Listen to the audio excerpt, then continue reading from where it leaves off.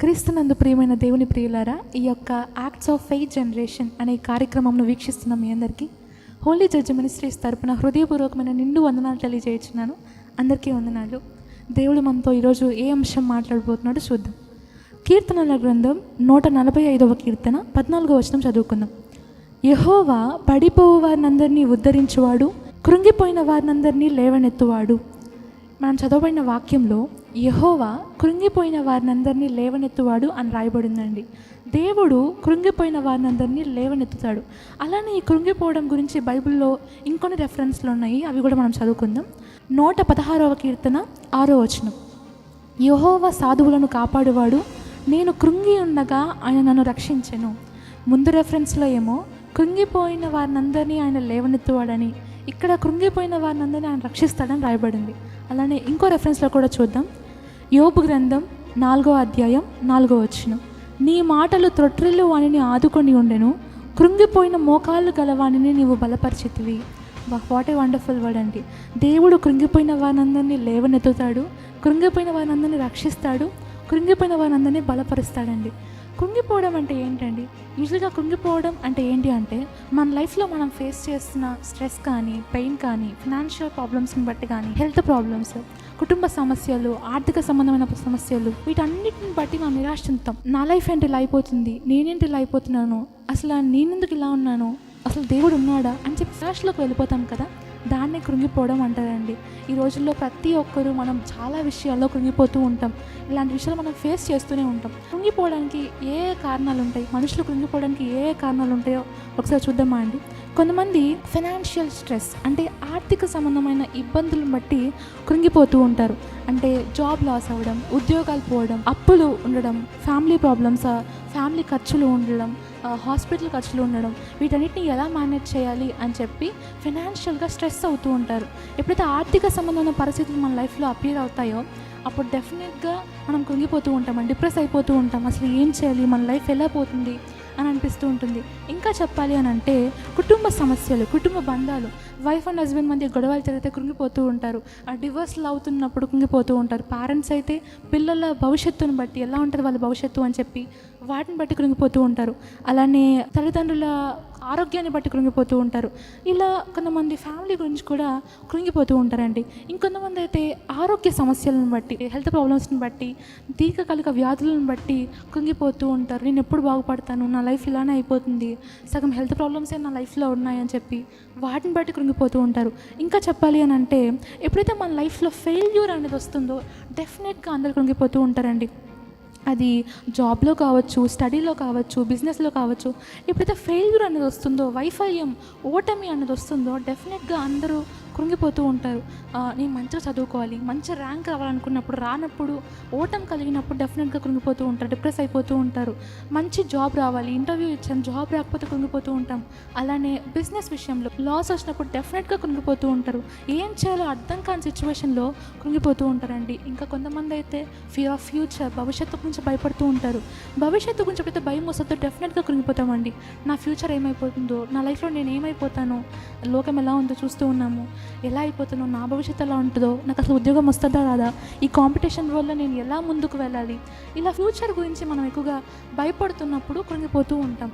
అలానే మెయిన్లీ అండి ఆత్మీయ పోరాటం విషయంలో ఎప్పుడైతే మనము భక్తి జీవితంలో ఓడిపోతామో, దేవునికి వ్యతిరేకమైన కార్యాలు చేస్తామో డెఫినెట్గా మనం కృంగిపోతూ ఉంటామండి. దేవునికి వ్యతిరేకంగా ప్రవర్తిస్తున్నాము, అసలు నేనేంటి అయిపోతున్నాను, నేను అసలు బ్రతికి వేస్ట్ అని చెప్పి చాలామంది కృంగిపోతూ బాధపడుతూ ఉంటారు. సో ఈ వీడియో చూస్తున్న మీలో ఎవరైతే కృంగిపోతున్నారో నాకు తెలియదు, కానీ దేవుడు మీ ప్రతి కన్నీరుని చూస్తున్నాడు. దేవుడు మీతో చెప్తున్న మాట, నేను మిమ్మల్ని లేవనెత్తుతాను, నేను మిమ్మల్ని బలపరుస్తాను, నేను మిమ్మల్ని రక్షిస్తాను అని ఆయన వాగ్దానం చేస్తున్నాడండి. ఆయన మీరు చేయి పట్టుకొని నడిపిస్తాడు.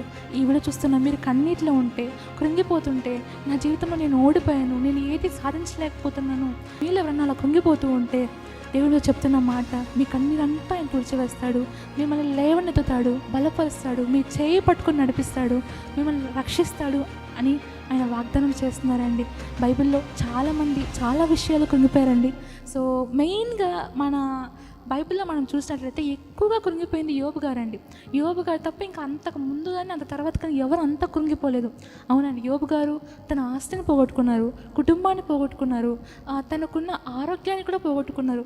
అంత పోగొట్టుకున్న ఈ రోజుల్లో మనమైతే మనకానే ఆ సిచ్యువేషన్ వచ్చింది అని అంటే మన ఫ్యామిలీని, మన హెల్త్ని, మనకున్న అన్ని ప్రాపర్టీస్ని పోగొట్టుకున్న తర్వాత మనం అనే ఫస్ట్ మాట అసలు దేవుడు ఉన్నాడా, దేవుడు ఉంటే మనకెందుకు ఇలా జరుగుతుంది అని అంటామండి. కానీ యోబు గారు అంటారు, సమస్తము యెహోవానే ఇచ్చాను, యెహోవాయే తీసుకున్నాను, సమస్త మహిమ ఆయనకే కలుగును గాక అంటారండి. మనం అసలు అలా అంటామా? యోబు గారు అంత కష్టం వచ్చినప్పటికీ ఎంతో కృంగిపోయాడు, ఎంతో ఏడ్చాడు, ఎంతో బాధపడ్డాడు. కానీ యెహోవా మీద నిరీక్షణ ఉంచాడండి, ఆయన మీద నిరీక్షణ ఉంచాడు.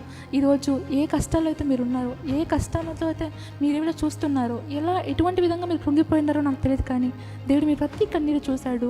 మీతో ఆయన చెప్తున్న మాట, మీరు కృంగిపోవద్దు, నేను మీకు తోడుగా ఉండి మీ చేయి పట్టుకొని నడిపిస్తాను. Do not be afraid, do not be discouraged, he will always there with you అండి. మీతో దేవుడు ప్రతిరోజు ప్రతి క్షణం మీ పక్కనే ఉన్నాడు. మీ ప్రతి కన్నీరు ఆయన చూస్తున్నాడు, మీ ప్రతి కన్నీరుని ఆయన తుడిచివేస్తాడు. దాన్ని విశ్వాసం ఉంచండి, ముందడుగు వేయండి. అలానే బైబిల్లో ఇర్మియా గారు ఉన్నారండి. దేవుడు ఇర్మియా గారిని సేవకు పిలుచుకుంటాడు, ప్రవక్తగా పిలుచుకుంటాడు. అప్పుడు ఇర్మియా గారు ఏమంటారంటే, ప్రభువా నేను బాలున్నే అని చెప్తారు.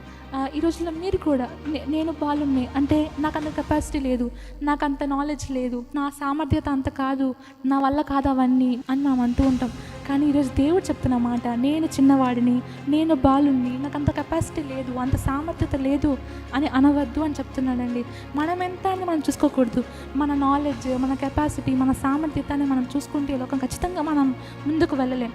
కానీ మనకి ఇక్కడ మ్యాటర్స్ ఏంటంటే మనం కలిగి ఉన్న వాని పవర్ ఎంత, దేవుని పవర్ ఎంత అని మనం చూసుకోవాలి. ఈ సర్వలోకాన్ని సృష్టించిన దేవుడిని మనం కలిగి ఉండగా మనం దేనికి కృంగిపోవాల్సిన అవసరం లేదు.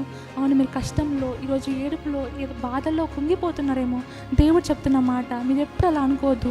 నాకు అంత సామర్థ్యత లేదు, నేను గెలవలేను, నేను ఓడిపోయాను, నేను ఏది సాధించలేను అని మీరు ఏడుస్తుండొచ్చేమో. మీ కన్నీని దేవుడు చూసి మీద మాట్లాడుతున్న మాట మీరు అలా అనుకోవద్దు, మిమ్మల్ని మీరు కిరించపరచుకోవద్దు. నేను మిమ్మల్ని ఉన్నత స్థాయికి తీసుకువెళ్తాను అని దేవుడు మనతో వాగ్దానం చేస్తున్నాడండి. దాన్ని విశ్వసిద్దాం. అలానే నేను ఒక చిన్న మాట చెప్పి ముగిస్తాను. దావీదు గారి గురించి ఎక్స్ప్లెయిన్ చేస్తానండి. దావీదు గారు, సౌలు దావీదు గారిని చంపాలనుకుంటున్నప్పుడు దావీదు గారు తన శిష్యుల్ని, భార్యల్ని, పిల్లల్ని, 600 మంది శిష్యుల్ని అలానే తీసుకొని వెళ్ళి సిక్కగు అనే ప్రాంతంలో నివసిస్తూ ఉంటారు. ఆ టైంలో వాళ్ళు దావీదు గారి శిష్యులు యుద్ధం కోసం వెళ్తారు. ఆ టైంలో అమాలేకీలు వచ్చి సిక్లగు ప్రాంతంలో మీద దాడి చేసి భార్యల్ని, పిల్లల్ని అందరిని తీసుకొని వెళ్ళిపోతారు. వాళ్ళు తిరిగి వచ్చిన తర్వాత భార్యలు, పిల్లలు లేకపోవడం చూసి ఎంతో బాధపడతారు, ఎంతో కృంగిపోతారండి. ఆ టైంలో దావీదు గారి శిష్యులు అంటే తన సొంత ప్రజలే ఆ బాధను తట్టుకోలేక, యూజువల్గా నిజమే కదండి, వైఫ్, పిల్లలు, భార్యలు ఎవ్వరు లేరని చెప్తే డెఫినెట్గా ఆ పెయిన్ చాలా ఉంటుంది, ఎవరి కోసం బ్రతకాలని చెప్పి కృంగిపోయి ఉంటారు. ఆ టైంలో దావీదు గారిని వాళ్ళు రాళ్ళతో కొట్టి చంపాలనుకున్నారు. ఎందుకంటే మేము ఈ పరిస్థితి రావడానికి, ఈ పొజిషన్ రావడానికి దావీదే కారణం అని చెప్పి ఆయన రాళ్ళతో కొట్టి చంపాలనుకుంటారు. ఎప్పుడైతే ఈ విషయం దావీదు గారికి తెలుసదో చాలా బాధపడ్డాడండి, చాలా చాలా కృంగిపోయాడు, చాలా ఆందోళన చెందాడు. కానీ అక్కడ రాయబడి ఉండదండి, దావీదు గారు యెహోవాని బట్టి ధైర్యం తెచ్చుకున్నారు. దావీదు గారు అంటారండి కీర్తన గ్రంథంలో, నా ప్రాణమా నువ్వేళ కృంగి ఉన్నావు అని చెప్పి యెహోవాని బట్టి ధైర్యం తెచ్చుకున్నాడు. ఈరోజు మన లైఫ్లో మనకి అప్పీర్ అవుతున్న ప్రతి డిఫికల్ట్స్, ప్రతి ఆబ్స్టాకల్స్, ప్రతి ఇష్యూస్, మన లైఫ్లో మన ముందు కనిపిస్తున్న ప్రతి ఒక్క సమస్యలను బట్టి మనం కృంగిపోకుండా యెహోవాని బట్టి ధైర్యం తెచ్చుకోవాలి. డు నాట్ బీ అఫ్రైడ్ అండి, just lean on God, he will guide us in all those difficult situations. ప్రతి విషయంలో మన ముందు నడిపిస్తాడు. He will hold our hands and lead us. మన చేయి పట్టుకొని ఆయన మనల్ని నడిపిస్తాడు, మార్గం చూపిస్తాడు. మీరు యెహోవా మీద ఆధారపడండి, ఆయన్ని బట్టి ధైర్యం తెచ్చుకోండి. అవును, మనం కృంగిపోతూ ఉంటాం, మనుషులం కాబట్టి ప్రతి విషయంలో కృంగిపోతూ ఉంటాము. అండ్ మీకు ఒక డౌట్ రావచ్చు, నేను భక్తిపరుని అయితే కదా, నేను దేవుడికి వ్యతిరేకంగా ప్రవర్తిస్తున్నాను, ఆయన నన్నెందుకు లేవనెత్తుతాడు అని మీ నోట్లో నుంచి ఆ మాట ఎప్పుడు రాకూడదండి. ఫర్ ఎగ్జాంపుల్, తల్లిదండ్రులు ఉన్నారు కదండి, పిల్లలు తప్పు చేస్తే వాళ్ళని గద్దిస్తారు, కానీ వాళ్ళని వదిలిపెట్టేసి వాళ్ళని చిదరించుకొని అలా చేయరు కదా. వాళ్ళని ప్రేమతో అర్థం చేసుకొని వాళ్ళు మార్చడానికి ప్రయత్నం చేస్తూ ఉంటారు.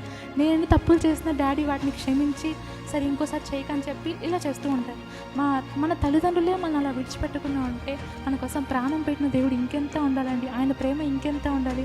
మన కోసం ప్రాణం పెట్టిన మనం శిక్షించడానికి కాదండి, ఆయన మనల్ని ప్రేమించేది మనం పర్ఫెక్ట్ అని కాదు, కానీ ఆయన వారం మనం ఆయన వారం కాబట్టి ఆయన మనల్ని ప్రేమిస్తున్నాడు. మీ మనసులోకి ఎప్పుడు కూడా రానివద్దు. మీ ప్రతి బలహీనతను క్షమించి మిమ్మల్ని నిలబెట్టాడండి దేవుడు. దాని విశ్వాసం ఉంచండి. మీ జీవితంలో అప్పీల్ అవుతున్న ప్రతి ప్రాబ్లమ్స్, మీ జీవితం ప్రతి సమస్యల్ని ఆయన తొలగించి గొప్ప ఉత్తీర్ణ స్థాయికి తీసుకెళ్తాడు. ఈరోజు మీరు ఓడిపోయారని బాధపడుతున్నారు కదా, దేవుడు మిమ్మల్ని గెలిపిస్తాడు. ఈరోజు మీరు బలహీనంగా ఉన్నారు కదా, దేవుడే మీ బలంగా మార్చబడతాడు. మీరు నిరాశగా ఉన్నారు కదా, దేవుడే మీ ఆశ. ఆయన వైపు చూడండి. మీ ప్రతి కన్నీరుని దేవుడు చూస్తున్నాడు. మీ ప్రతి కన్నీరుని ఆయన తుడిచివేస్తాడు. ఇది మీరు చెప్తున్నామాట, కృంగిపోవద్దమ్మా, కన్నీరు విడవద్దు, నేను మీకు తోడుగా ఉన్నాను, నేను మిమ్మల్ని రక్షిస్తాను, నేను మిమ్మల్ని లేవనెత్తుతాను, నేను మిమ్మల్ని బలపరుస్తాను అనే వాగ్దానం చేస్తున్నాడు. దాన్ని విశ్వాసం ఉంచుతామండి. ఆయన మీద విశ్వాసం ఉంచుదాం, ఆయనతో కలిసి నడుద్దాం. మీరు కూడా తీర్మానం చేసుకోండి. దేవుడు ఈ వాక్యాన్ని మీకు, మీ కుటుంబాలకి దీవెనకరంగా, ఆశీర్వాదకరంగా మార్చునుగాక. Amen. Thank you. Praise lord.